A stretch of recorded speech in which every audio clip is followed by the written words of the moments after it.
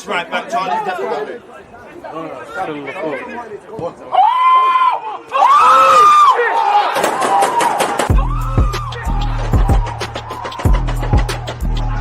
There's always just that active when that defenders, I think, is like.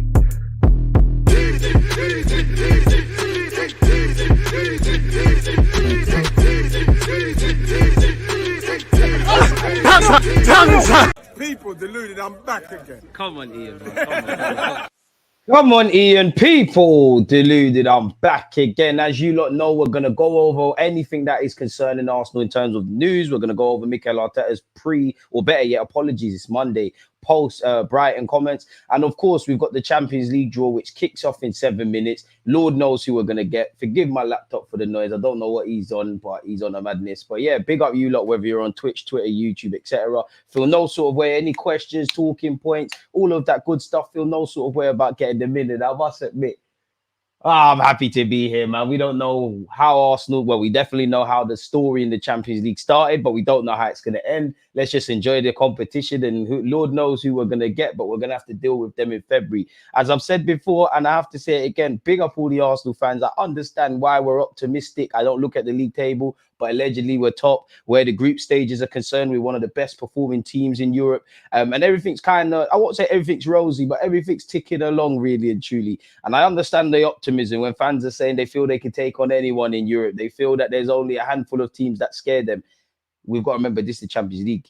The margins are fine. It's two-legged ties. And while things might be positive now, I'm not trying to be the guy to do doom and gloom, but we pick up our Champions League campaign in February. We don't know the dynamics. We don't know who's going to be fit, our form, the sentiment around the manager, players, etc., people. But, you know, where the group stage is concerned, we was near enough perfect, and it was a great return to the Champions League for Arsenal. And I'm happy to be here because I think this is actually the first live stream in relation to a Champions League draw that Arsenal are actually involved. We're in Pot A, people, if you didn't know. So in Pot A, you've got Arsenal, Atletico Madrid, Barcelona, Bayern Munich, Borussia Dortmund, Manchester City, Real Madrid, and Real Sociedad. It's a bit mad, in my opinion, that we're the only, well, us and City are the only two teams left in it from the English competitions, people. Well, English competitors, better yet. It's a bit crazy, isn't it? But there you have it, people.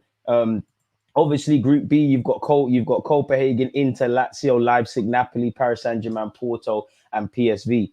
Now, I don't know, who would you lot want? We're 5 minutes away from actually beginning the process of finding out, but I don't know who you lot would want. But I treat everyone on equal merit, man. If I'm honest, I know Copenhagen showed something against Man United, but naturally you want them. Inter Milan, I'm hoping to avoid, but it's Champions League. You're going to buck into the big teams. Lazio, I reckon we could take on anyone at the Emirates. It's just a case of it's two-legged ties. And, Arsenal, we've underperformed in Europe. Arsenal fans, young and old, big up those that are older than me of 28 years of age that can actually remember when Arsenal did something serious in Europe. But Europe's been filled with pain. 2006, the final, several knockout stage ties in the Champions League. The Europa League ain't been kind to us. Obviously, I don't need to remind you lot about Baku, but it's about time Arsenal got something in Europe, people. So I don't know who you fancy. I reckon we can beat anyone at home. Napoli away is tricky, but as I said, I reckon we can move to anyone at home. Out of the bigger teams, obviously PSG got Mbappe and a bunch of stars, but I wouldn't actually, whether they beat us or not, I wouldn't actually be shook of them. I'd more want to avoid Inter Milan, if I'm honest with you. You've got Porto, which could be testy. And half the time, even in the Europa League, when we've gone out, Villarreal, I'm sure we went out to Olympiacos one year, Sporting Lisbon. These are teams that quote unquote Arsenal are expected to be, or a draw that was fairly confident, but we didn't get it done. So you've got Copenhagen, Inter Milan, Lazio, Leipzig, Napoli, PSG, Porto, and PSV in Group B. We're gonna get one of those teams in it. Naturally, you want a Lazio, respectfully. Leipzig could be tricky, but you don't mind them, if I'm completely honest with you. In terms of some other news, obviously, in terms of clean sheets, we kept 3 clean sheets across the Champions League group stages. Only Sociedad with 4 have done better than Arsenal, Inter, and Borussia Dortmund, folks. What else we got? In terms of our chances of winning the Champions League by Opta, we've been given a 9.8% really. So we're not the favourites. Manchester City are. Then after you've got Bayern and Real Madrid, then they actually fancy our chances. PSG and Barcelona are based, again, it is what it is, but Not really, we're rated to win it higher than them. Maybe that's because of what we've done in the group stages so far. I'm not one for XG, but apparently Manchester City had the best XG difference of any team in the Champions League. We had +7 for what it's worth, as you look can see there. Trying to get some 1-2 statistics for you. We know Saka did it in the big stages. Bukayo Saka was directly involved in more goals from open play than any other player in this year's UEFA Champions League group stages, with 3 goals and 4 assists, with his 4 open play assists, also the most of any individual. Saka doing Saka things. I can't say anyone's amazed by that. Apparently, 12 of our 16 Champions League goals this season have been scored in the first half. Only Liverpool and PSG have ever scored more before half-time. So we've been fast starters, which isn't necessarily the case in Europe. 4 players were directly involved in 7 goals during this season's group stages. Saka's up there with Gallardo, Jude Bellingham, and Harry Kane. So, yeah, good company, I would say, people. We have the highest goal difference in the Champions League group stage, people, at this moment in time with +12. But again, Bukayo Saka was involved in more goals from open play than any other. We're pushing those propaganda pieces.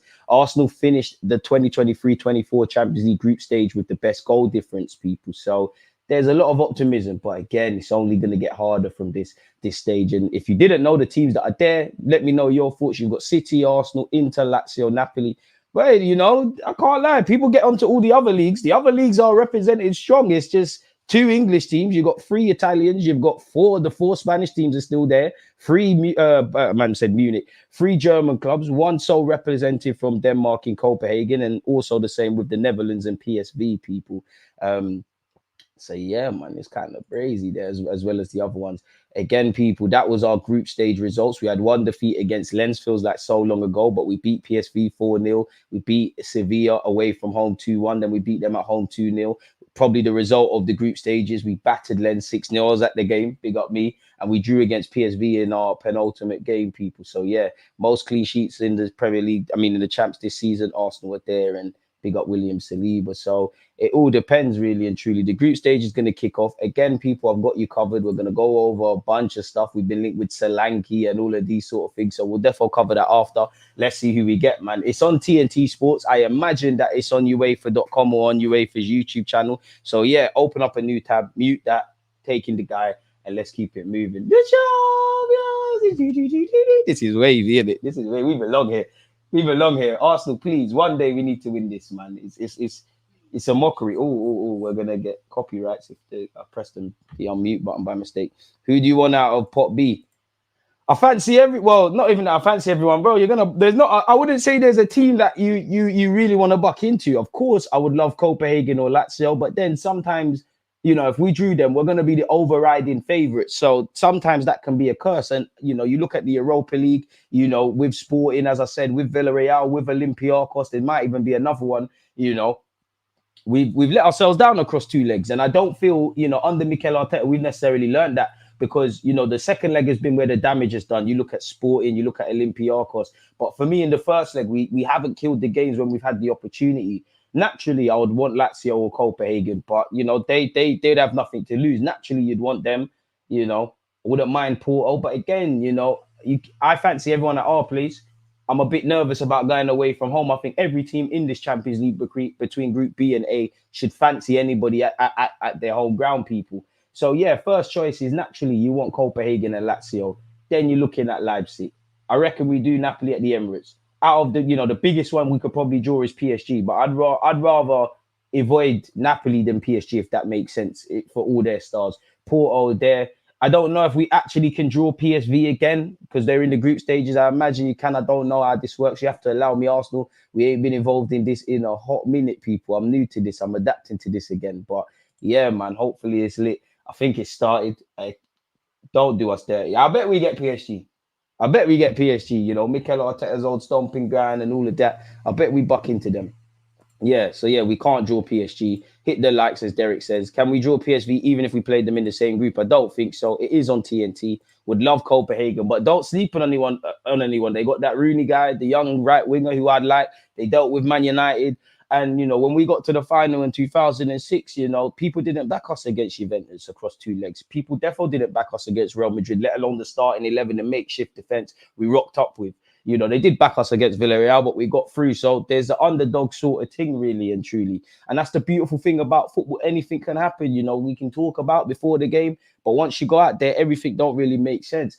I'm not saying we're going to win it. I'd love to get to the latter stages, but I think personally, my most enjoyable moments as an Arsenal fan, it's a bit of a cap because we've won some big, we beat City, we scored a lot of goals in the Premier League. But I just feel in the Champions League, the games for me have been generally a bit more enjoyable. I think it's, European teams, they're not really doubling up. You can imagine as we advance to the next stages, it's going to happen, but they're not doubling up on Saka and Martinelli. And, it seems like there's something different in the air for all teams, but specifically the team I support. Hope you're good as well, my guy, Rio. The man said, bring me PSG. You know what? I'll back us over 2 legs. Individual quality, of course, they eclipse us. We can't talk to them. But PSG don't have what historically Barca have, what Madrid have, what City have, and that's some team spirit, a system and stuff. It just seems like, and listen, Luis Enrique is a big manager. They've got several star players, but that's about it. It looks like they're missing a soul. You don't really know what they're about. Of course, individual quality, they could kill us. Do I really want to see Benjamin White and Zinchenko have to go against Mbappe and Dembele and the rest of it? 100%. I don't. But yeah, and I do think similar to the Premier League, obviously the Champions League is the most elite club competition you can even hope for. But I always say with Arsenal, I think we defeat ourselves. I think the only time I've seen my team outplayed this season on a football pitch was that first half against Chelsea and also the cup game against West Ham. When we lost to Aston Villa, we lost to Newcastle. I think we were the better team. I think, even Brighton to a degree, that's why I was actually going to do a separate video about this. But one thing I like is that we're kind of dominating these kind of games, or, teams that, Brighton, Villa, Newcastle, they're tricky teams. They're good teams. They're teams that will scare anyone. But, the trailer hasn't quite lived up to the movie. And that's what we're going to have to do in the champs. But I do think we defeat ourselves. We have this element of self-capitulation, making things harder than it needs to be. And we're not where Arteta or the players are, the finished article. There's a degree of street smartness I think we need in our team. And you're definitely going to need it in Europe's elite competition. What time does the draw start? I mean, it said 11. It's in front of me. Obviously, they're probably going to do the pre-game show and stuff. I'm watching it in front of me. I'm waiting until, they wheel out some ex-pro or something like that. Hopefully, there's someone from Arsenal there. It is what it is. I'm not scared of anyone with Partey and Rice. Partey coming back for the knockouts fills me with huge confidence. I hear you, but, Partey comes back, the next man's injured, or Partey comes back for 2 weeks, then he's out of the away game. Sorry for me being pessimistic, man, but yeah. PSG doesn't really shake me. I think we'd beat them over 2 legs. I think we'd have to do the damage at the Emirates. A trip to France, I don't know. Smash the like button if you haven't already, folks. I must say, Kai is making a difference in the final third. Long may it continue. Kai Havertz is looking a lot more confident. Obviously, he's having decisive actions. He's getting goals. And he just looks confident. Like, let's be real. He's had a real purple patch the last 4 or 5, maybe even more games. Brighton, you didn't really do too much. You weren't bad, but you didn't really stand out. But ultimately, you scored in it, and it helps, really. So it's nice to see, a bit like with Declan Rice. There was a lot said about his price tag. Obviously, Declan Rice, quality player, no one cares. The jury is still out on Kai Havertz, and the case study is there. And I wouldn't say he's convinced everyone, but nobody cares about your price tag. Nobody quite thinks we've been ripped off now. Apparently him himself has got more open play goals than Chelsea. So long may it continue, really and truly. Like, long may it continue. I think Kai will go on a run now. He opened up his account. Boy, I want him to. Kai Havertz, if you're playing in that 8, you need to be getting 10 odd goals or something like that. Get some more assists, but just keep doing what you're doing. I hope the penny's dropped now. Raya didn't have too much to do against Brighton, but what he did, he was equal. So I hope them two have come in a bit of fire from Arsenal fans, including myself, or not necessarily convinced. Hopefully they can continue now. Don't know why it hasn't quite started yet, people. There's a bunch of talking and a bag of noise. We just want to see who everybody draws.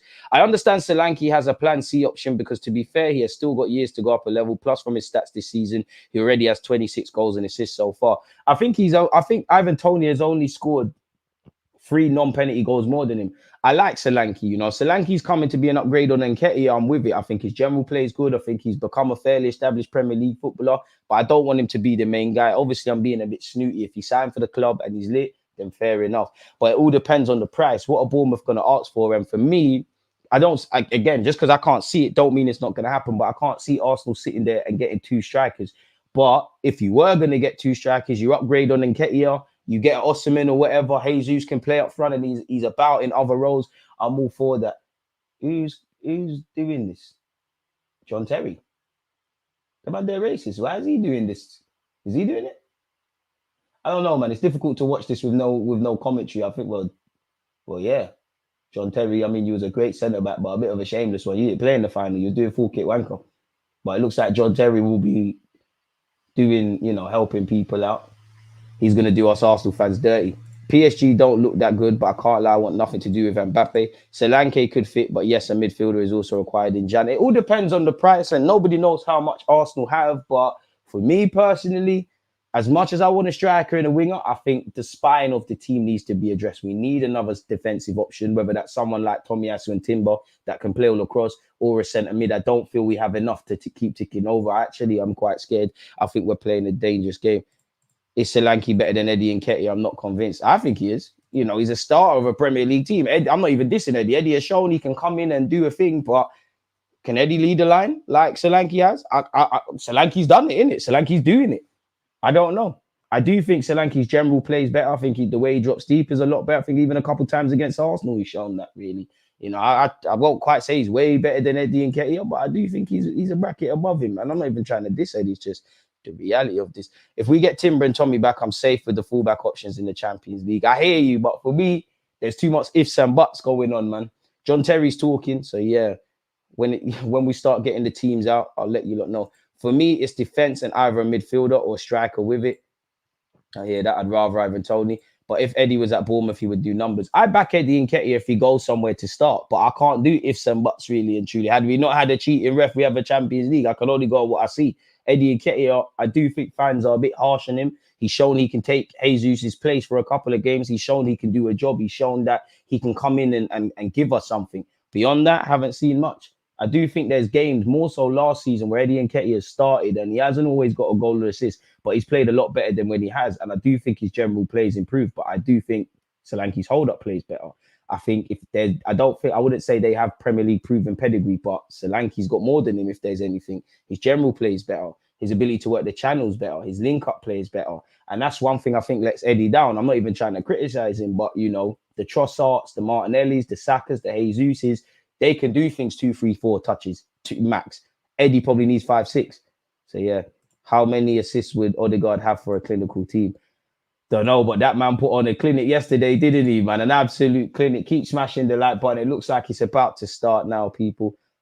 I'd keep Eddie over Solanke. Let's not get gassed by his form. I wouldn't say I'm gassed by necessarily his form. I don't think much of Solanke, if I'm honest with you. I'm not moving heaven and earth. As I said, if he's coming to be an addition, then fair enough. And strikers are weird in that, even with Eddie Nketiah, like a lot of these guys that we want at our clubs now, they weren't necessarily universal, attractive, sexy options. And at 26, 27, these are the ages strikers start coming into their own. Solanke's a couple years older than Eddie Nketiah. Reality is, though, Solanke's contracted until 2027.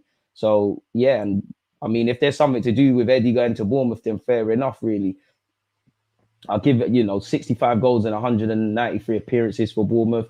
18. Ooh, Solanke's a bit meaty. 18 goals and 11 assists and 112. Like I said, if you're coming to be an upgrade on Eddie, fair enough. But it wouldn't send out the right message for me, because that would tell me that you've tried to get Osimhen, you've tried to get Vlahovic, you've tried to get all these other strikers, and you don't really have stuff, really.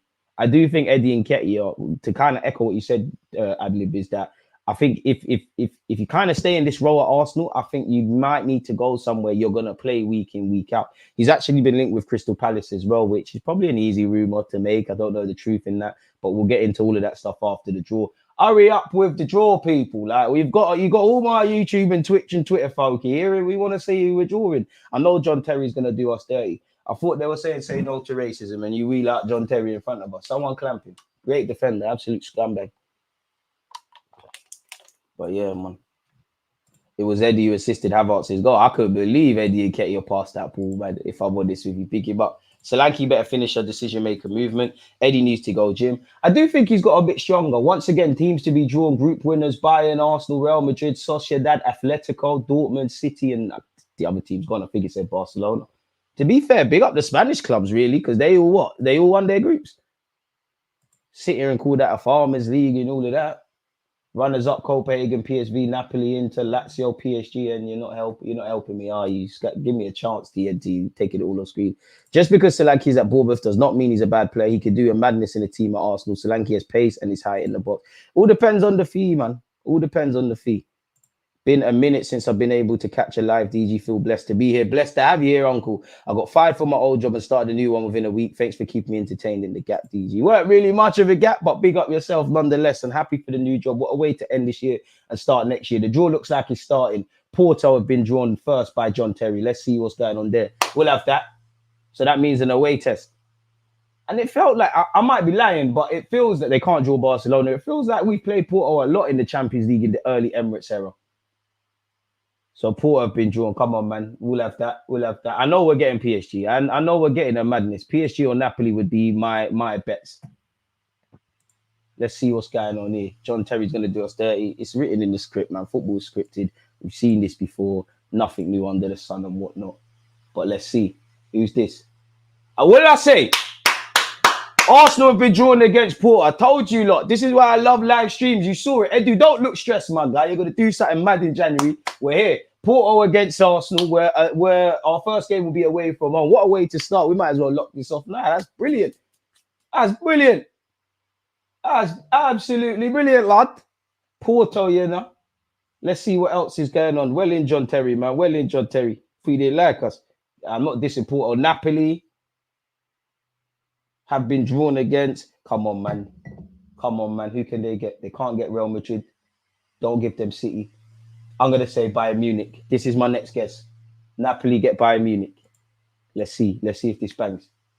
It's not going to bang, but nonetheless. Porto are good. Listen, bro, no one's in the Champions League because they're crap. Everybody's saying we need to behave like that's a cup final, and Porto are the best footballing team to have ever kicked a ball. So we can't count our chickens. And again, February, I don't know what is going to happen and how we're going to be speaking about our form and whatnot.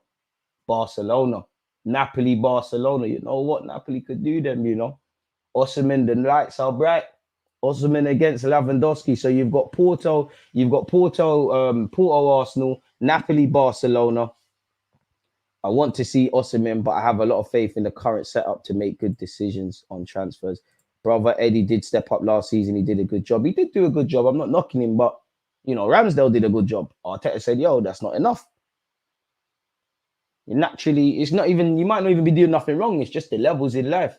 So who's going to be drawn now? Paris Saint-Germain. They can't draw Borussia Dortmund. Obviously, they're in the group. They can draw Bayern, Real Madrid, Sociedad, Atletico City. I got to give them Real Madrid, man. It's written in the stars. Killing Mbappe, all that jazz and all that talking point. Let's see, man. Odegaard has them passes and never gets the assist, bro. Odegaard yesterday against Bournemouth. That's the Odegaard I want to see every week. Let's see what's going on here. We've already known the fate of Napoli, of Napoli, Porto, Arsenal, and Barcelona. Let's see what else is going on. Real Sociedad.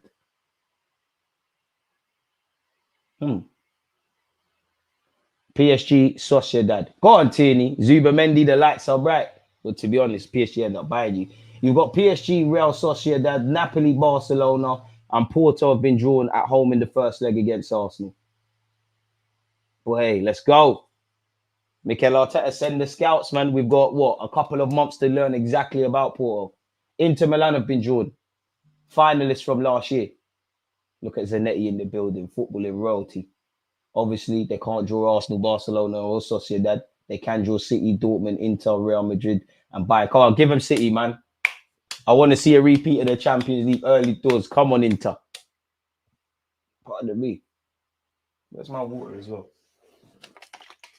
Wait. John Terry's taking long, but you're moving like you don't know how to open that.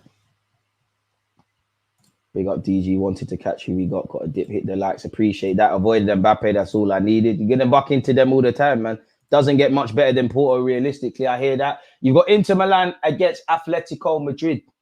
That's going to be a good game. We got knocked out by Sporting Lisbon last season. Exactly, so you can't sleep on no one. Obviously, you're happy not to draw the bigger teams, really, but don't sleep on Porto. The last time we messed about against a Portuguese side in Europe, as someone said, what happened to us? Certain men are getting lobbed from the halfway line, missed penalties and that.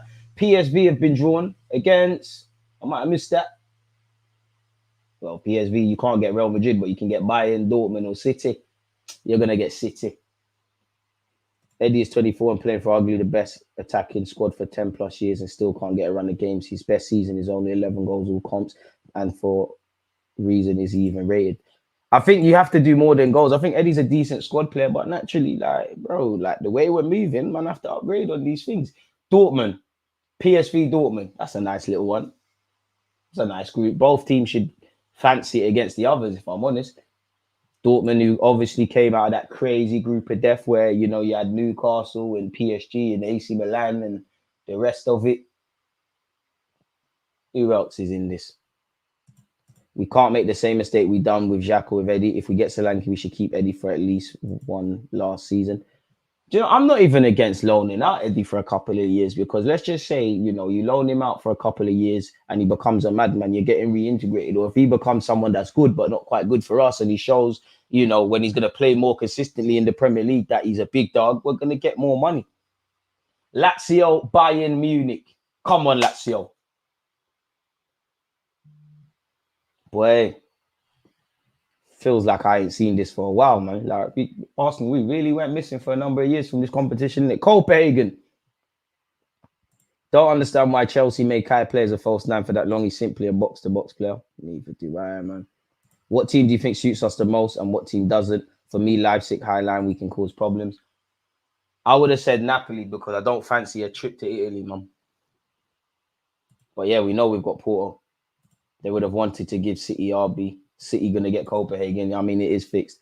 Swear Fabio Vieira came from Porto. Yeah, he did. So he's going to need to start snitching like Rico and start telling Arteta what they're about. And hopefully he can get fit. Leipzig. So what? That's Leipzig against... Did I miss that? Is that City or can they only do Real Madrid? Well, Leipzig, Real Madrid. I mean, no one wants to play Real Madrid. You're going to have to buck into them at some point, but no one wants to. Who wants to fight Real Madrid? I know I don't. No one wants to play them at there. Results of the draw, people. Porto, Arsenal, Napoli, Barcelona, PSG, Sociedad, Inter, Atletico, PSV, Dortmund, Lazio, Bayern Munich, Copenhagen City, and obviously Leipzig against Real Madrid. I swear this is the one where they draw the semi-finals as well. I swear they draw the semis as well. Or am I excited? Porto are in the same group as Barcelona. Mikel will be on the phone to his pal Xavi for advice. Bro, get on the phone. Get on the phone. Do what needs to be done. Porto is a good draw for us, a good test. Not the weakest, but not the toughest. There you have it. But for me, everyone's a tough guy. Everyone's here on merit. Everyone earned the right to be here. Everyone's got different sort of styles with how they look to play. And you know what? Against Porto, don't sleep on them, but Arsenal are the favourites, in it on paper to the neutral football fan. So Porto got nothing to lose. And you never know on the day what could happen. You really never know. And for me with Arsenal, as I said, typically it's the second leg that's filled with disappointment. But I honestly feel when you watch the games again, the damage is done in the first leg. So for me, I want to see the first leg patterned up. In the same way, I hope we use the Premier League hurt from last season to drive us. Let's be honest, some of these players, well, Xhaka left last year, but some of these players, when we was in the Champions League, and obviously when we was in the Europa League, they've been part of the disappointment. The most happiest time we've probably had in the Europa League is when we got to the final. And, up until the point the first whistle kicked off in the final, what happened?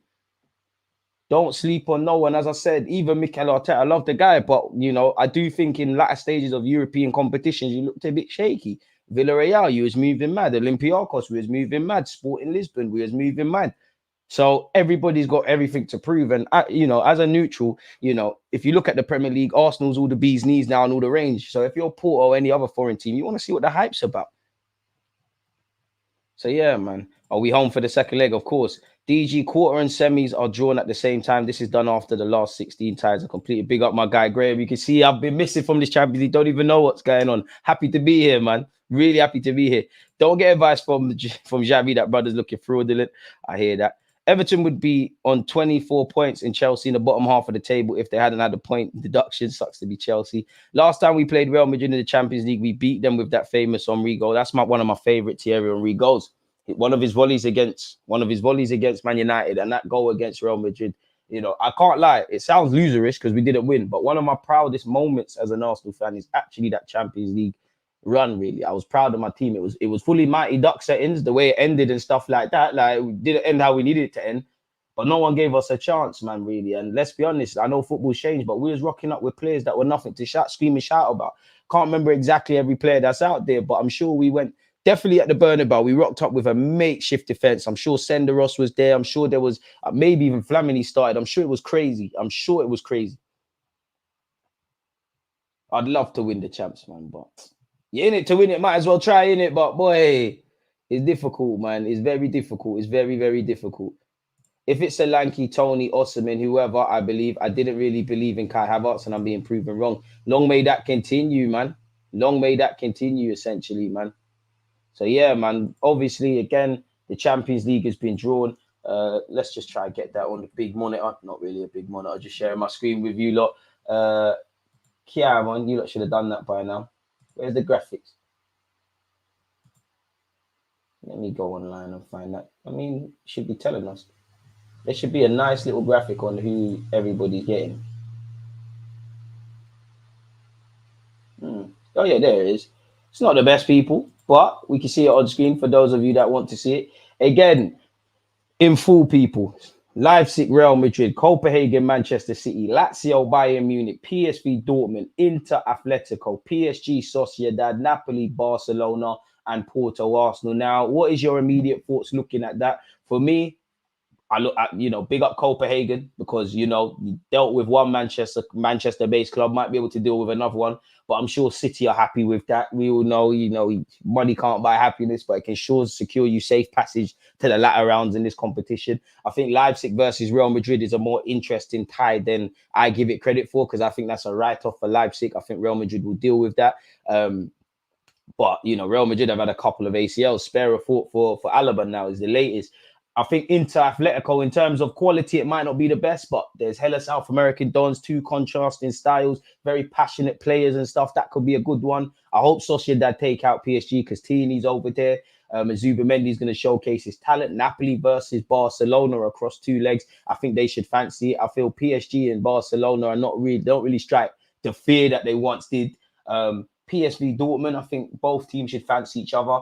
And I think Porto should fancy Arsenal. You got nothing to lose. Anyone going to their place should be brazy. Sporting Lisbon, last time we went to Portugal, it didn't work out well. And I think Arsenal, we should be filled with confidence in a sense of, this is what we wanted. We've come a long way from back-to-back 8, Europa League and that. We're in the pinnacle of club football now. We haven't achieved anything, but this is what we worked so hard last season. So let's enjoy it. Let's see how far we can get in this competition. Let's really push ourselves. As I said, when you think of Europe, some of these players have been here when it's been attached to a lot of pain. Mikel Arteta, 9 times out of 10 when we've been favourites in the Europa League and that we've been dealt with in it. As I said, Sociedad, Villarreal, Sporting Lisbon, they all stay with memory. So it could be better. You would have hoped for Copenhagen. But Porto, it is what it is. I hope we can get something from the Porto game in Portugal. I back us against anybody, whether we go through or not at the Emirates. I'm not saying we're going to win them all, but you get the point. So that would be my thoughts. Once again, Porto, Arsenal, Napoli, Barcelona, Paris Saint-Germain, PSG, Inter Atletico, PSV Dortmund, Lazio, Bayern Munich, Copenhagen City, Leipzig, Real Madrid. And that is your group. That's your post-group stage draw. And that's the last round. That's the draw for the round of 16. Hopefully, for me, I'd love to get to the semis. I mean, I would love to win it, of course. My expectations might be on the floor, but I will just scream and get out the group stages and we'll wing it. Let's take it from there. And that's still where I am. Again, I wouldn't say I expect to beat Porto. I want to beat them. We've got to respect anybody. I want to get to the semis in minimum, man. Obviously, Inter didn't win the competition. Benfica didn't either, but them teams kind of excelled expectations last year. Even, again, 2006 was so long ago, even though I can remember it like yesterday. But we weren't talked about as favourites or the big homies to go and do what we needed to do. So you never know. You never know. It literally have to turn up on the day. And, of course, the same talking points we have surrounding our football club at this moment in time, we might not be saying in February. We don't know who we're going to or not bring in February. We don't know who's going to be injured or fit. We don't know our form. Again, we don't know what it's going to be saying, really. But, it's a tough end to the year now with the Premier League games. Now it's getting real now. Now it's going to be a big test on the squad. And for me, if I'm Edu, need another centre-half, man. Need another centre-mid. If you can bring in a striker or a winger with the X factor that can, in games like this, give us a lot more confidence, we'll have to see. We should try and get Lewandowski on loan as Barca want him off the books. I don't think Arsenal see that financially as viable, man. DG, them times were wavy. I hear it. Porto are no jokes. They have a better European history than us. They'll be ready for us again. Sleeper. I know, listen, the fans can be as complacent and say they don't fear anyone and whatever. I don't think Mikel Arteta or the players are sitting there and assuming it's a foregone conclusion. I don't even think Manchester City with Copenhagen, you know, I'd respectfully to Copenhagen, and in many ways it might, you know, if City go and lose, then it's an L. But I would say Manchester City fans or Manchester City as a club are probably the most happiest with the draw being made, if I'm honest. And then you're probably looking at PSV Dortmund. It's a bit of a fair chance there. You probably, you know, it is what it is if you're a Lazio fan or Leipzig fan. Sociedad as well. Napoli should be fancying themselves against Barcelona. On paper, that's one for the footballing hipsters. And, you know, it feels like we've played, you know, again, it's probably poetic justice because it feels like we've played Porto 20 million times in the champ. So it's probably poetic justice that we drew them in this stage, man. Arteta is improving a lot this season in terms of subs. He's still young in management, but now a lot more experience. I think this year Arteta would have gone deeper last year. Have to keep seeing, and you're right, he is young, gonna have to keep improving and doing what he's doing, isn't it? Really and truly. What is the quarterfinal setup? Hasn't been made, so nobody knows, people. It's Sporting versus Porto today. I'll try watch that. Hey, Arsenal fans, start turning into scouts. We need to know everything about Porto. We need to know them better than they know themselves, really. So, yeah, it is what it is in that regard. So that's what I would say in relation to that. In relation to other news around the globe with Arsenal Football Club, allegedly, big wigs at Arsenal have been impressed by 26-year-old Dominic Solanke's hard-working displays and believe he can still improve. Bournemouth are pragmatic about cashing in and will listen to offers, but value the player at around 50 million. So is there negotiations to be done? Is there potential players that could go on loan? You know, I don't know if Arsenal move for him in January, especially, you know, it all depends how much money we have to play around. All the talk right now is around FFP and we're treading lightly. We know regardless of, you know, our budget for the new year, whether it's done in January or the summer, 27 million is going to be put on Raya. You know, yes, Smith Rowe, Eddie Nketiah, Jorginho, on paper, Partey, Ramsdale, whether these guys leave or not, they're linked with clubs. I'm not really on the Solanke thing. Like, I'm moving a bit bougie 100% and it's kind of turning up my nose. I'm not really on it. Like, if you're coming to replace Eddie Nketiah, I think you're in the same realm. I think both of you don't have the strongest pedigree of goal scoring, but I hear it. If you're coming to be the main dog, then I'll give you a chance. Obviously, if you've got scope to improve what Mikel has shown he can do with young players and whatnot, I'm all for that and in a better team. If you're coming to be part of the squad, great. If you're coming to be the marquee signing, I'm not really sure. I don't see Arsenal signing two forwards. I mean, you could, in theory, you know, a new striker, someone to replace, quote-unquote, Eddie Nketiah, and then Jesus is a bit of a, you can play everywhere. I don't know. But he is English. He is a Premier League player. Arteta has shown he can improve players. I don't know if we're going to be able to get Osimhen, Vlahovic, Ivan Toney, any of the Sesko, Ferguson, any of these guys in January, let alone in the summer. So I have to see, people. And that was a follow-up to allegedly Arsenal keeping tabs on Bournemouth forward Dominic Solanke. However, Ivan Toney remains Mikel Arteta's top January target. It's understood Arteta will push for Solanke's arrival if an agreement for Toney can't be reached. Is an agreement in January going to be made? Because they've lost Mbeumo and would have lost him because he would have gone to AFCON. They're going to lose Wisa. And if I'm Brentford, I'm probably saying, you know what, Tony, do you really want to leave now? We've stood by you. It's a Euros year where you know Watkins is probably the top dog, excluding Harry Kane out of the forwards that's going to go. Surely it makes sense to stay. And then you can move in the summer. I'm not sure, but he does have 18 months on his deal. But yeah, the Solanke rumours came out of this. Arteta will push for Premier League alternative if Arsenal can't sign Toney. Arsenal are keeping tabs on Bournemouth forward Dominic Solanke. Ivan Toney remains Mikel Arteta's top January target, but the Gunners also have a list of alternatives if the Bees look to instigate a bidding war for their prized asset. Tottenham are keen on the 27-year-old, along with Chelsea, who are desperate to add more firepower once their transfer window opens. I think Osimhen's the top target, and then I think people explore Toney, people. And I do, to be fair, Solanke is hardworking. Hasn't got the strongest pedigree of goals, but he is hardworking. His general play is quite decent. He's not a bad player. It's not one that is going to move me and I think, yeah, you're going to bring us closer to City. But you never know. You know, if Arteta's got an eye, get it done, innit, really and truly. And I think crucially, which you haven't really seen with Napoli, even though they seem to be getting a new contract with a release clause for Osimhen. Brentford are not stupid. They know that they're going to have to sell, obviously, Ivan Toney. But in terms of rumours, this is the first kind of club, or you don't even know, but it's been listed that Bournemouth are open to cashing in, really. But would they want to lose their striker mid-season where they're trying to achieve what they're trying to achieve? I don't know. At 50 odd million, sell-on clause is probably due to Chelsea or Liverpool, one of those clubs. I'm not sure. They signed him for 19 million. You kind of want to give them a bit more than that. I don't think Arsenal spent 50. You know, can we do it for 35? Eddie on loan, I don't know. He did sign a new contract at Bournemouth in September, people. So that obviously weakens Arsenal's case if we're looking for it. From one striker to another, allegedly, Brentford and England striker Ivan Toney is said to be excited about the possibility of joining Arsenal, says Fabrizio Romano. And that's a follow-up one from this with the 27-year-old. Let's see exactly what's said. Some reports have also suggested Arsenal could try signing Ivan Toney on loan from Brentford as they did with Raya. But I'm still told Brentford are only open to giving the green light to Toney's exit in case of an important proposal. Otherwise, they're more than happy to keep him there until the end of the season. There are no changes to report so far. So that's probably where you're at with that. What have we got here? Again, Chelsea have seen an injury with their goalie, Sanchez. So like clockwork, Aaron Ramsdale links have been done. Come again. Chelsea are considering stepping up their interest in Aaron Ramsdale with Robert Sanchez facing a spell on the sidelines due to injury. Now I hear it, you know, Chelsea, I know they might not be there on paper, but it's an attractive club. They've won bigger trophies than Arsenal more recently. You're going to get decent money. You're going to stay in London. Their project is going to work sooner rather than later. And yeah, you know, if I'm Chelsea, you probably want to try push for Ramsdale on loan. And he's kind of young. But does it make sense for you to go there? Because on paper, yeah, if Sanchez is injured, you're going to play. But if Sanchez is fit, are you going to necessarily start in Pochettino's mind ahead of him, Ramsdale? Obviously, Kepa is still contracted to the club. We don't know if Real Madrid are going to sign him permanently. So you'd have three arguably number one goalies. It's even more complicated here. You need to probably go Wolves in that. I think I just have in my mind that you're going Newcastle, but even that, they've got Nick Pope. Surely it makes sense, respectfully to Aston Villa, doing what Emi Martinez did, going somewhere, you're going to become the main man and you'll get your move. Respectfully to Aston Villa, they'll probably price him out of a move. You know, Emi Martinez, he should be in a club that's in the Champions League, really. Arguably, he should be at Arsenal.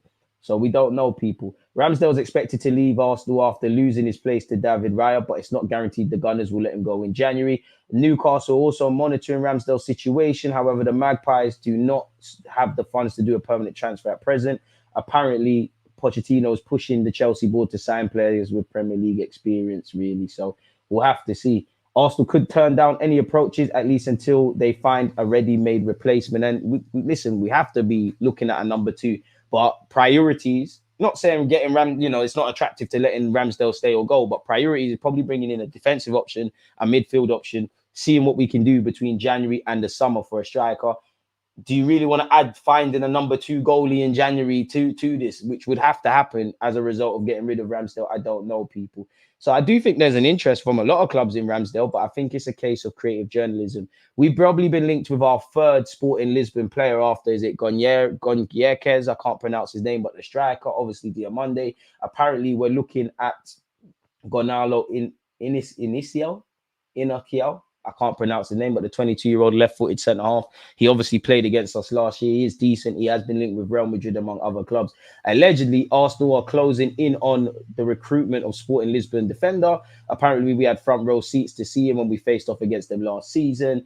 I can't see us signing him in January for 50-odd million quid, but apparently Arsenal are preparing to sign him, people, for 51.5 million, in bracket 60 million euros, which is his release clause. Apparently, he's also got interest from both Liverpool and Manchester United, who are probably looking at defensive options as well. He's made 23 appearances so far this season for Sporting Lisbon. He's been at the club since he was 11 years of age and has been in and around the first team for the last 3 years. So we'll have to look at that. In the Portuguese division, apparently he's making more passes per game than any other player. So could be a good addition on top of being a good defender. Clearly a good addition on the left-hand side of the centre-half pairing, and one that's probably closer to Gabriel than Kirill, and one that's probably more reliable backup. And you never know, you might even... I don't even know if he's played left back, but based on the fact that Kyrill's played there, you know, we were linked with is it Schollerbeck once upon a time at Borussia Dortmund. And obviously, if we got Lisandro Martinez at Arsenal, I think all of these guys that we didn't get, they probably would have played centre-half. But based on what Mikel Arteta is doing, they might have even played a bit of a left-backy role. And I don't know if that's something, I don't even know if there's any truth in us being linked with him, but that might be something that, you know, Arteta is on, man. You know, you've seen us play with quite a few versatile players. 75 million and gone. Ivan will do a job, in my opinion. We will provide chances. He can take them. Oh, sorry, that's not for me. It's not for me, but he got 9 goals and 1 assist in the league, which is more than Eddie Nketiah and Jesus so far. I hear that. Lewandowski would probably get priced out of that. If you haven't hit the like button, then what you do? We've got 80 likes. Can we get to 100, folks? Appreciative to you lot that are tuned in so far. But yeah, we've been linked with him. Again, Conor Gallagher hasn't been directly linked with Arsenal, but Pochettino hasn't talked down his chances of leaving based on the fact that we've dealt with Chelsea before. Could it be a cheeky loan affair for Conor Gallagher?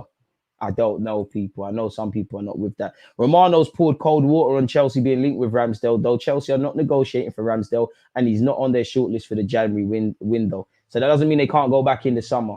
Once again, people, Chelsea apparently are set to give Petrovic a run in the team. So assuming they wanted Ramsdale, you've got Kepa, Sanchez, and my man. So it does not really make sense, really and truly. And he's getting a run. And you did see rumors last summer that they rate this guy that they signed from the MLS as someone that can eventually become their number one. I'd imagine had these things not happened, he might be looking to go on loan. Chelsea have also been linked with Gaia Keres, who's been linked with us, Napoli's Osimhen, who's been linked with us, and Ivan Toney as well, people. I would love us to sign Rooney Bajai from Copenhagen. I don't think it makes sense for him to leave Copenhagen at least to the end of the season. And I'm a big fan of Nusa as well, who plays for Club Brugge. So we have to watch that closely. Partey's been linked with a move to Turkey now. Not quite sure if this journalist is credible, but apparently the place Thomas Partey wants to go most right now over Turkey is Saudi Arabia. The offer to the player is close to 7 million euros. You know what? If we can get a decent fee, I wouldn't let him go in January. Assuming we don't do other things, why not? Apparently, Arsenal believe Osimhen will join in the summer. Napoli are interested in Jesus. Forget about that. We need to keep Jesus. Osimhen's release clause is 103 million, but has mechanisms. Like, when you just say a word bare times, I feel like you can't say it in place that could increase it to 115. I think that's fair. It's better than the 130 that was quoted. Speaking of strikers, I mean, Eddie Nketiah, you get to stay in London. You're from South. You get to stay at Crystal Palace. But I just think Crystal Palace are just linked with Eddie Nketiah. There might be a degree of interest, but they seem to always be linked with him. Apparently, Crystal Palace have expressed a keen interest in securing the services of Eddie Nketiah during the January transfer window. If we're not bringing in a striker, Eddie, you're staying at the club, really and truly. We need a squad in the summer. If people want to go and we want to assess offers, fair enough. But we've seen how our season pans out when players are not fit, really and truly. Sources close to the matter have told us of Crystal Palace interest in the young forward as they look to find more goals next year in the second half of the season. I mean, with a platform, I think Eddie could score goals, but on paper, for the money Arsenal might ask you for, he's not guaranteed. But yeah, we know Eddie's been here for a while. Apparently, Arsenal's hunt for a striker in the January transfer window means they need to sell to buy, and they're now willing to listen to offers ready. He has made 22 appearances in all comps this term, but only 12 of those have been starts. But I mean, that's Eddie's place in the squad. If there's an injury to Jesus and you take your opportunities, then you're given an extended run. Past that, it's a myth. Eddie Elise swap deal would be the move. Bring Elise to the carpet, man. I do think Eddie is harshly treated by some sections of our fan base, people. So yeah, Eddie's been linked with them. We don't know if that's true, but anyways, the Gunners are on the borderline of FFP, and so Mikel Arteta has agreed that the academy graduate could be the one they sacrifice to bolster their attacking department with a world-class number 9. Benjamin Sesko, Dusan Vlahovic, and Ivan Toney are just 3 names that have been mentioned internally of this trio. I mean, we'll have to see, really.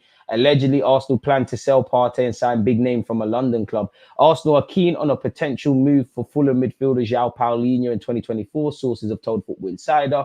Apparently, Bayern Munich remain interested in the 28-year-old as well. Apparently, Bayern Munich's priority is actually a centre-back at this moment in time. Arsenal could enter the race for Paulinho despite spending a 9-figure fee on England star Declan Rice in the summer window. However, a well-placed source has told Football Insider the Gunners are likely to have to move Partey on before a deal for the Portugal international becomes possible. As we know, he's contracted until 2025. There might be an option in Partey's contract to extend it by a year, but you would imagine his name and him staying at the club has been discussed, and with him having basically a year, like a proper year on his deal, decision's probably been made, really. And we all know Partey isn't fit. He could be set off to link up with Ghana for the Africa Cup of Nations. So as we approach January, everyone's going to get linked with everyone in it. So it all depends. Once again, allegedly, Arsenal reportedly willing to sell Partey to replace him with João Paulinho of Fulham. Kai Havertz has spoken about confidence he got from the Brighton game.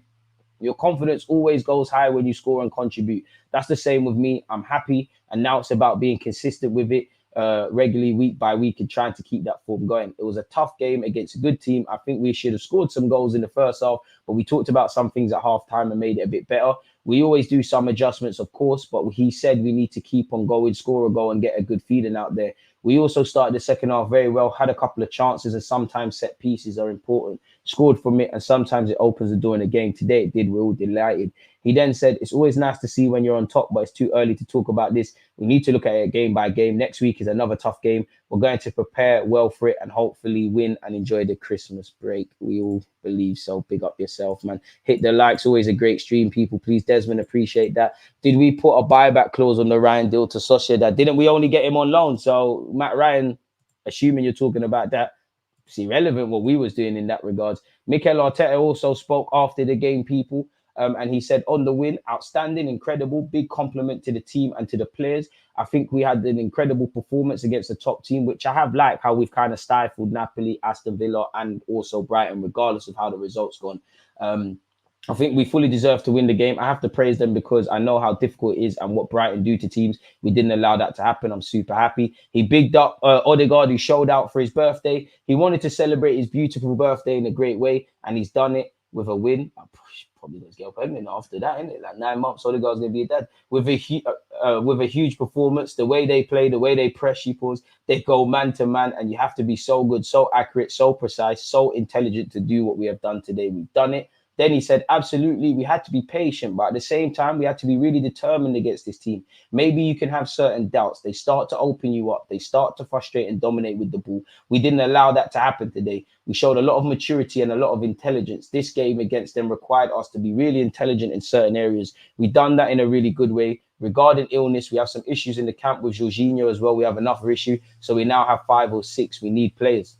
We need players. Edu, get on the blower. On not taking our first half chances, yes, but we generate more. The probability of scoring is higher. That's the only thing we can focus on. We have great players who can define matches and who can finish actions. Today, we needed too many chances, especially in big spaces. We needed too many situations to kill the game. And that was the fear, especially after half-time, that it'd be one of those days. The moment you give something to this team, they're going to take it. He then obviously bigged up Havertz and said his confidence is growing and he feels he's more secure on the field. The fact he scored one helped to score the second one. It's 4 in 7 games now, and he should have scored a header today. Amen, he should have, as well, in a really good position. But overall, his performances, the intelligence he shows on the pitch, the aggression, how he works defensively, it's really good. On removing the handbrake from this team, which some claim, I don't know about the handbrake. Hopefully, I don't transmit to them to play with a handbrake. But when you have 10 players defending in a space of 22 meters, you cannot run. If you run off the pitch, and when you play a team that allows you space, that wants to go man to man, there are huge spaces opening. If you do the right things, then we can run. And we're a really dangerous team then as well. I think the team is clicking because they're experiencing more and more together. When you talk about Kyle Declan, they have played more games with us now. They understand certain things much quicker. It's easy to adapt in games because they get it. And I don't think anybody has any complaints on that, people. Again, keep running up the lights, keep your predictions and talking points and everything. Wesley, appreciate that. Now, we had Matt Ryan, apologies, on loan. In my opinion, Solanke ain't what we need. Havertz can do his job. I'd rather go for someone like Osimhen, but might have to swap Jesus plus cash. For me, regardless of a new striker coming in, Jesus has to stay. You're a perfect player for us. You know, there will be injuries. And even if you sign Osimhen, he's had 14 injuries. You know, we're going to need Jesus. So Jesus, in my opinion, still has a role to play. You might be on the bench a lot more. You might not be one of the first names on the team sheet. You might have to play off the left or potentially off the right if Saka's not there a lot more. But I wouldn't be happy with cash plus Jesus. Just buy Osimhen or any other striker properly. And if Solanke's coming in to replace Eddie, I'm for that. You know, I'd love to be proven wrong. Solanke comes, he becomes the bee's knees, one of the best strikers in the world in the league. But I have my doubts as to whether he's really the guy that's going to move the needle because he ain't got the strongest of CVs in that, if I'm completely honest. On this win, showing how the team has developed since losing to Brighton last season. I think we had a really good first half last season as well. We should have scored 1 or 2 goals, but we didn't. That was my concern today at halftime as well. But last season, when we conceded the first goal, the team went down because we didn't have that belief. Today, we showed a real determination to beat them from the beginning to the end. We have managed to do that. Amen. On our proficiencies from set pieces, having 2 players is a factor, even though one of the shortest in Jesus bagged in it. The height is really important on set plays, true. The takers are getting better and better. And I have to admit, I didn't expect to score a set piece against Brighton because I know we're a taller team, but, you know, Dunk was a Spartan yesterday, and I feel sorry for him that Martinelli and Jesus skilled him up and he lost, but he was an absolute Spartan. If Brighton want to let him go on the cheap, I'll have him in our squad. Probably won't play on a regular basis, but easily. And to be fair, I did like the set piece deliveries as well, you know, especially Martinelli. Normally you and Saka are a bit hit and miss with them, but yeah, he did well. They're understanding where to attack in relation to what the opponent does well. Big credit to the coaches for the work they've done, and a big credit to the players as well for buying into that and understanding how crucial this is into the game. Gabriel is one of our most underappreciated players. Big up Kai Havertz, and I'm not putting them against each other, but how's Kai Havertz got a song and Big Gabby ain't got one? I don't think Gabby is held. When he makes mistakes, everyone's there with pitchforks, but I don't think people give Big Gabriel his credit, if I'm honest with you, because he's not a sexy defender. Even though I don't think people give him credit for his passing, how he kind of pulls into the left-hand channel. I just think he's one of our most underappreciated players. Mikel Arteta said, hopefully not underrated, certainly not in this team or from me. I know his value, what he brings to the team, and the love he has for defending, keeping clean sheets, and being on it in every single action. There was a couple of good actions from both our centre-half, Saliba and Gabriel, in that game. And the love he has for defending, keeping clean sheets, and being on it in every single action. What he transmits to the back line is absolutely incredible. And today we did it against a team that had scored in 32 consecutive Premier League matches. Big compliment to the boys, which is what I mean in that, you know, Brighton are a great team, as are Aston Villa and Newcastle. And there's 3 different results in those games, or at least in 2 of the 3. But I don't think we've been outplayed in the Premier League, you know, and that's one thing I have liked. That's, to be honest, that is something that's been there under Mikel Arteta from the jump, where we've played well against teams, more so City, and the fine margins have gone against us. But I don't think we've been outplayed this season, apart from the first half against Chelsea, which was one of the worst first halves I've seen, and definitely in the cup against West Ham, where there was no positives really, apart from Kai Havertz having a decent game. On perceived uncertainty around Gabriel's future in the summer. From my side, there was zero uncertainty because I want him here. Big him up, man. Can't disagree with that. We already know who we've got. We're playing Porto, if you're just tuning in, people. So we can delete that. Get rid of that, get rid of that, get rid of that. We've been moving through it today, ain't we, people? Couldn't have done it without you lot. Should we see what else is Arsenal related? And even the fact that Brighton are free scorers, and they had 32 consecutive. They scored in 32 consecutive games. They didn't do nothing there. What? Barkley says Arsenal star begged him to stop running at me with the ball. That must have been banter. Okay, Martin Odegaard. That must have been football banter. I was about to say, I don't ever want to hear one of my players ever saying that to an opponent. Chop him into you if that's what it is. Big up De Zerbi, because he claimed we're the best team in the league right now. I don't know about that. Don't look at the league table. Let's just keep working hard and trying to be better than we was yesterday, people.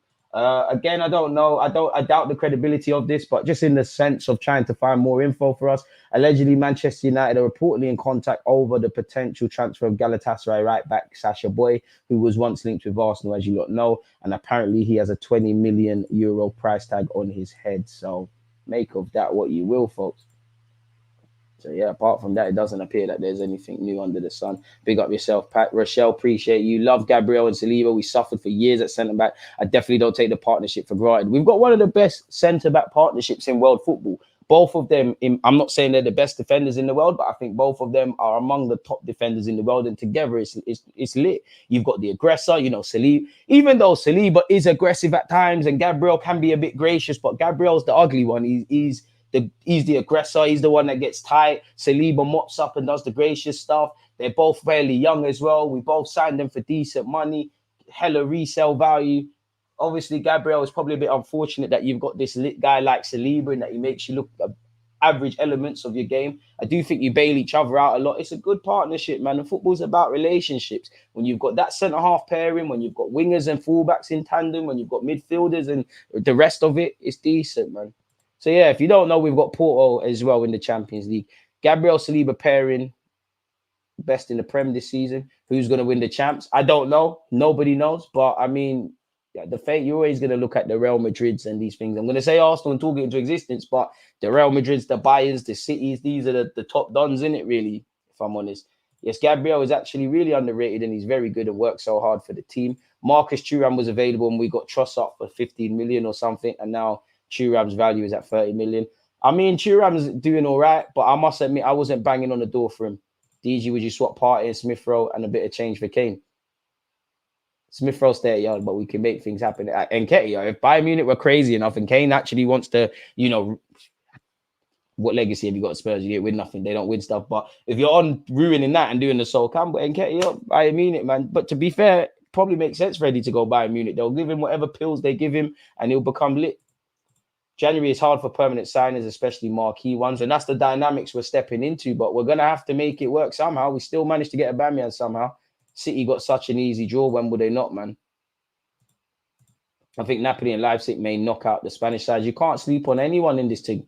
You know, you can't sleep on anyone, really. You know, we are probably going to see a big team go out. Like, obviously, if you was putting money down, you're probably going to put money down on Bayern Munich, on Bayern Munich, on City, on Real Madrid. I don't quite agree with PSG, but in terms of the name and the caliber and the manager and all these things, you probably say them as well. But you can't sleep on Porto. You can't sleep on Napoli. You can't just assume Leipzig you're done. Copenhagen, I don't think personally you have a snowball's chance against Manchester City. But on the night, you never know. And on paper right now, City are moving a bit crazy. So you never know. And Ian, I don't think anyone wanted to play Napoli. I don't think anyone wants to go, especially to Italy. It's a tough game. You know, Napoli, maybe not so much this year, but last year they were doing the underdog thing. And they've got quality players. Like, I defo can't pronounce his name, but that left winger KK, they've got Osimhen, who's the bee's knees, and the lights will be on him as much as they advance. Can't sleep on anyone, you know. Out of the bigger teams, like, you know, if you had Bayern Munich, if we had to play like Bayern Munich, PSG, Real Madrid, like them kind of teams there, I'll take Barca. Like, it's Barcelona, you know, you're playing against the referees, but I don't quite think it's the same Barcelona it used to be. PSG across two legs, I think anything can happen. Bayern Munich, I think, beat us, but I think there's chinks in their armor. Don't want to play Real Madrid because, you know, when Real Madrid last won the Champions League, for at least 3 of those knockout ties, it was proper back from the dead performances. Like, I'm sure PSG, I'm sure on the potch, Chelsea, and there's definitely another one. They were on the cusp of going out, and, you know, Carlo starts going like that. Benzema was touching the handband thing, and things happen. Real Madrid's the one team I don't want to play, really and truly. I did kind of want to play Sociedad, really. I do want to see Kieran Tierney, but yeah, I think the tie of the round is Inter versus Atletico. I don't think that will be a fantastic game to watch, but I do think it will be a good game. One-off game, maybe Copenhagen could get a win, but 2 legs not going to happen. Yeah, I don't think they have a snowball's chance, but you never know in this life. Solanke linked to who? Tell them, boy, they had to stay over them sides. Racy transfer rumor. I can't lie, I'm not with Solanke. I don't really want to hear that. I don't want to hear Arsenal signing Solanke, but just because I don't want him doesn't mean I'll rule it out. Doesn't mean I don't think you can improve. You can't improve and things. And Mikel Arteta's not a miracle worker. He gets things wrong, but, you know, I wasn't against Benjamin White or Ramsdale, but not everybody was moved by those signings, and it worked.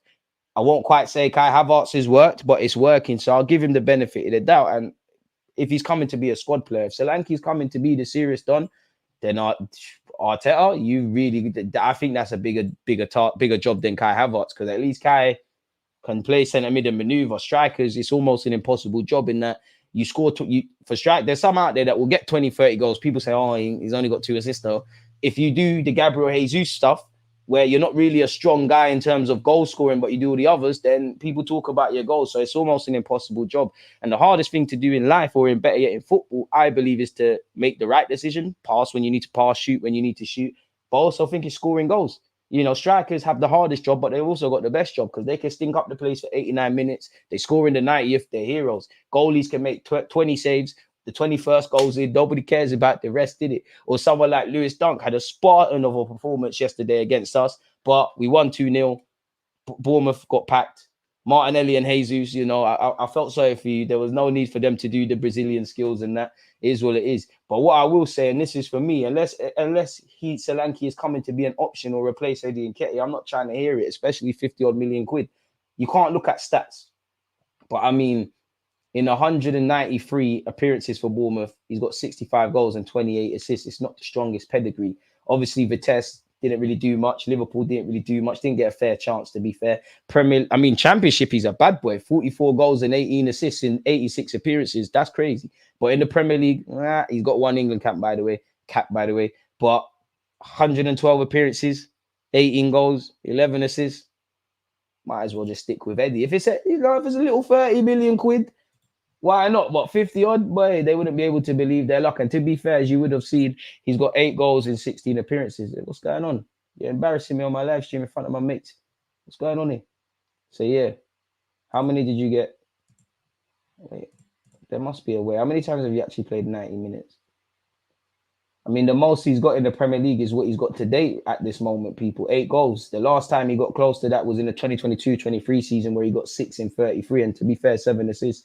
You can't always look at stats, but he's on course to have his best career. So has he developed as a player now? Is he here to assert himself at a higher level? Or is this a purple patch? I don't really buy it. I just think, you know, Arsenal for a couple of years, we've been linked with English strikers. I don't know anybody at Arsenal, but, you know, I'd imagine the Osimhens, the Tonys, these guys, they're all the range. Then you've got, obviously, since we've been linked with them till now, they're all, you know, held in different regards. But we were linked with Tammy Abraham once upon a time. Were linked with Dominic Calvert-Lewin. Have been linked with Solanke. Obviously, Ollie Watkins is probably the one out of them guys I've said that have gone from strength to strength.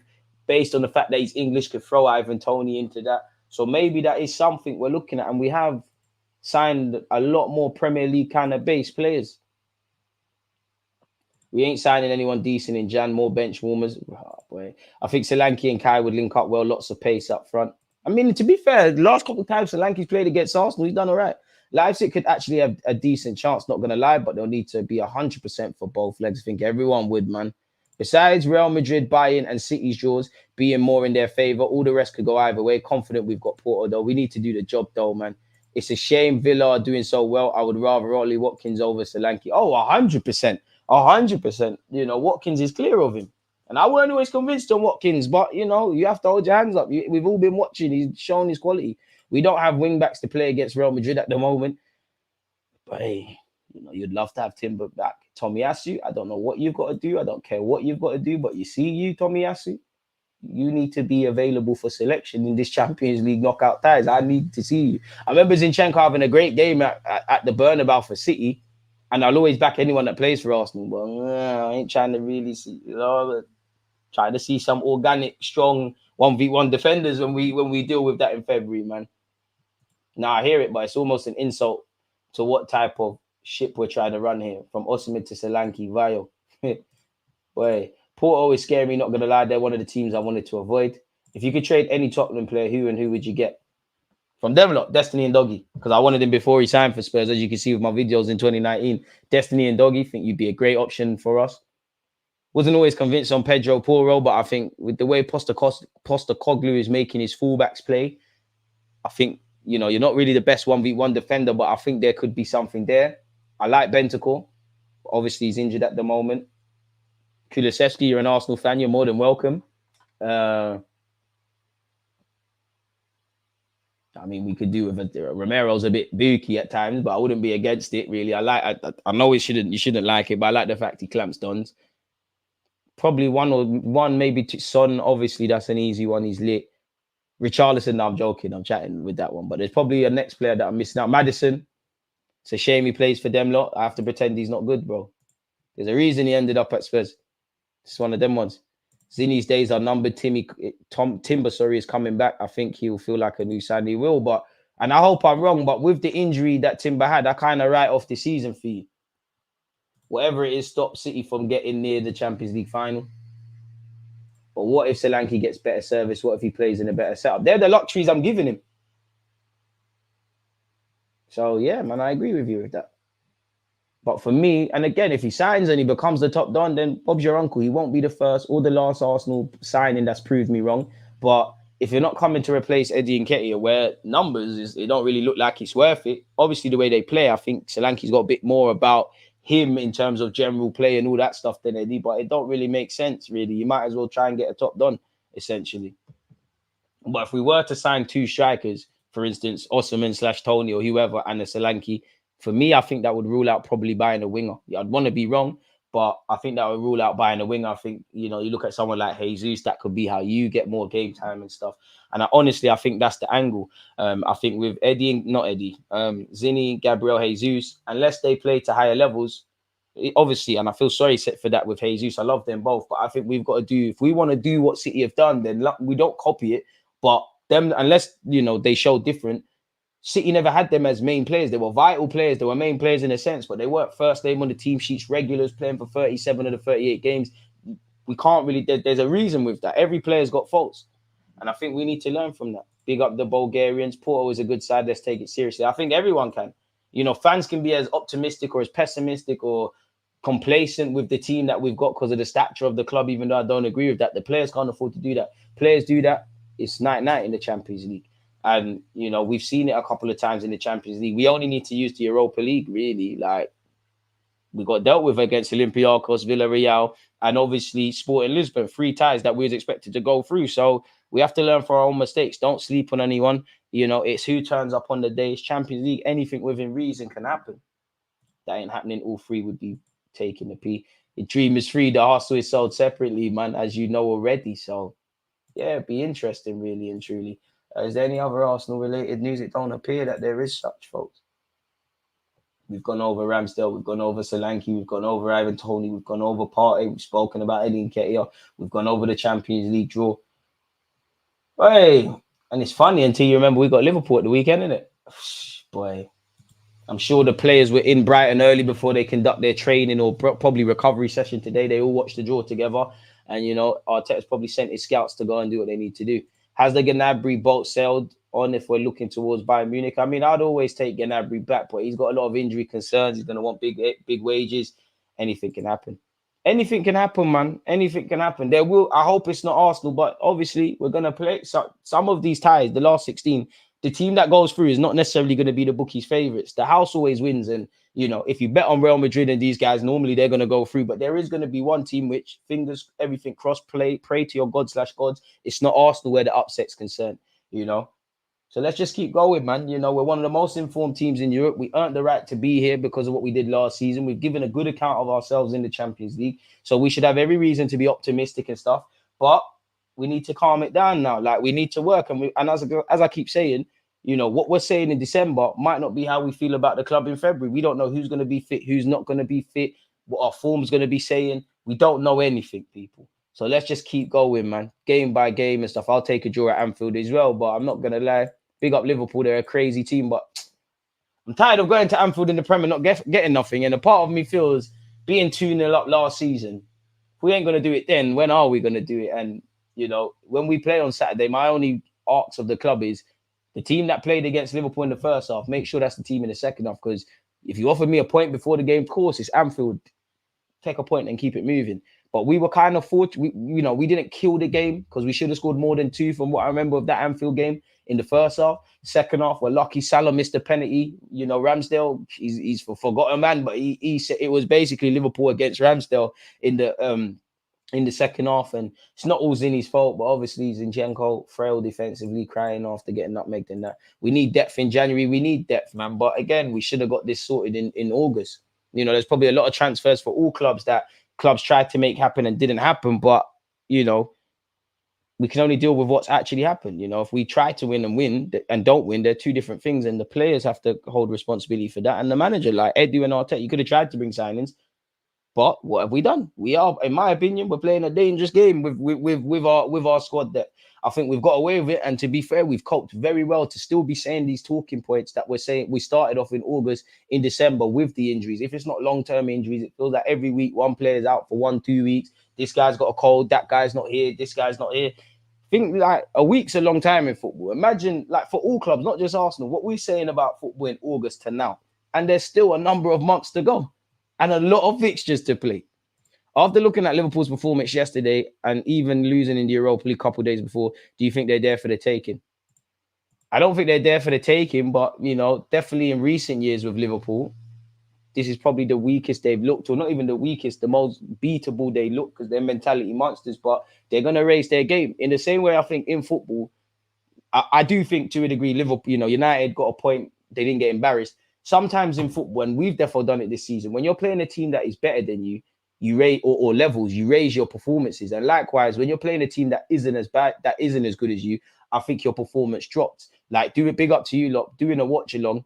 I think Liverpool looked a bit complacent. They weren't doing things as fast as they can or with the same quality. It looked like they indirectly knew they didn't have to be at their best to get something. Against Arsenal, and credit to United. But against Arsenal, I don't think that's there. I think on top of what I've just said, and Klopp seeing that as 2 points dropped, especially with Arsenal winning, Aston Villa turning things around, City dropping points, he's not going to be happy. And we got to remember, that's a 6 pointer at the weekend.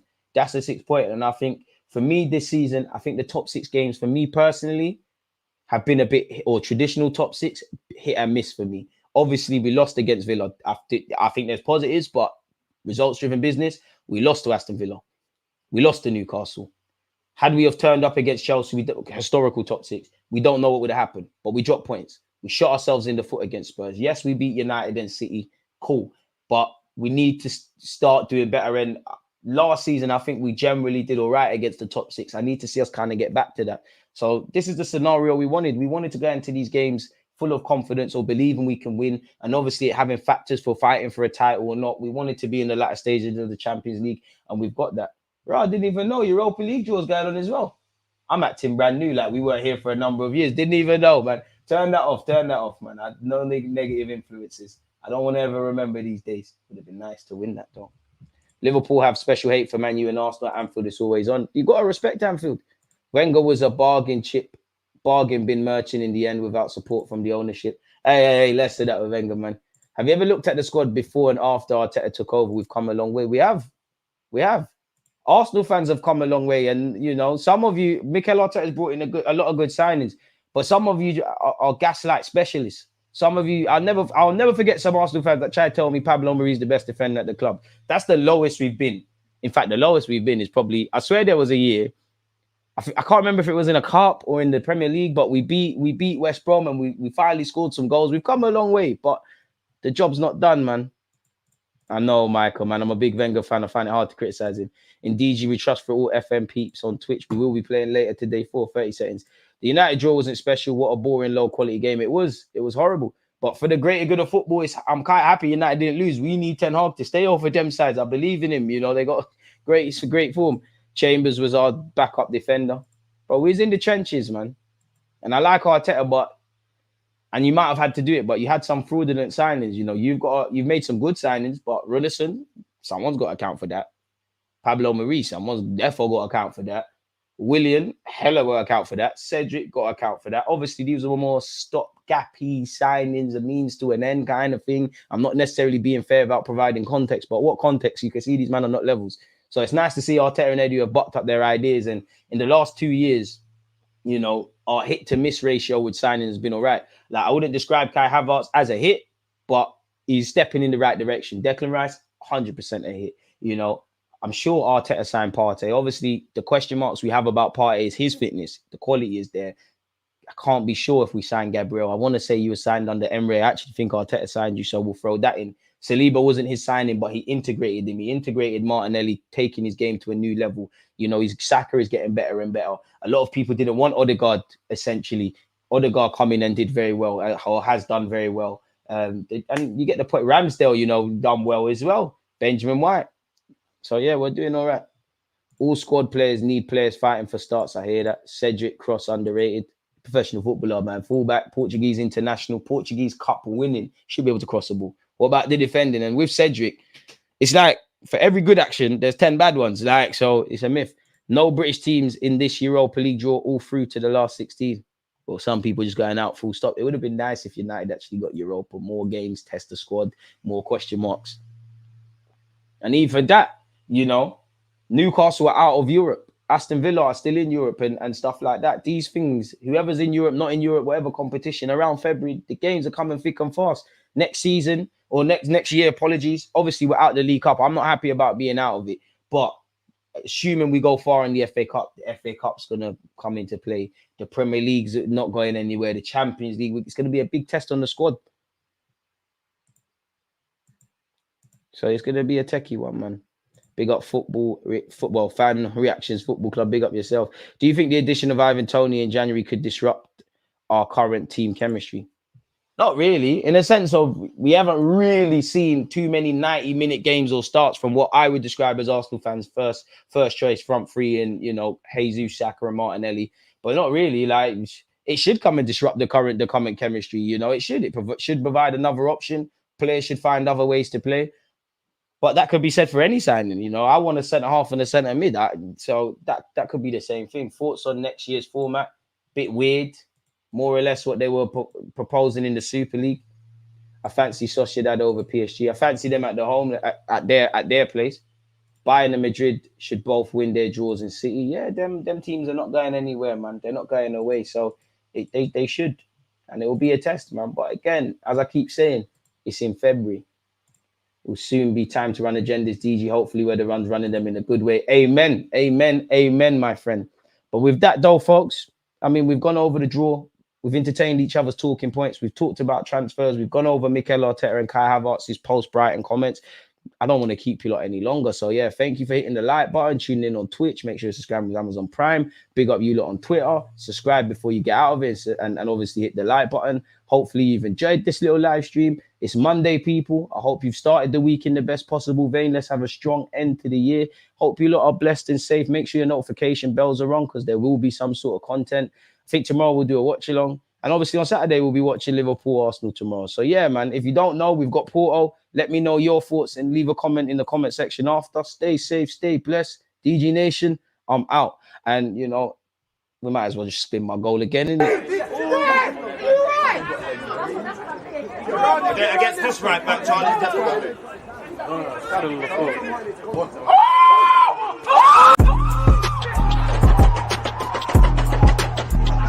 There's always just that active red flag defenders. I think it's like